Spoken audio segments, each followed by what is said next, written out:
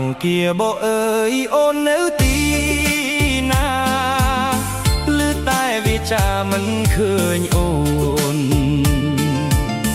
អូនឲ្យបងចាំតែអូនបាត់សូនពុំឃើញរូបស្ងួនអូនខឹងរឿងអ្វី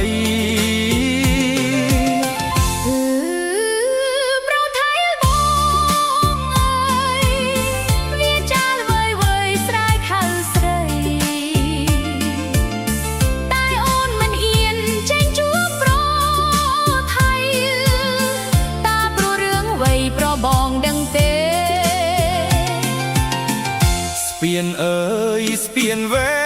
ងស្ពានវែងដែលយើងតាក់តែងក៏សាងទុកយើងនាំគ្នាឆ្លងជ្រកក្រោមលប់សុខ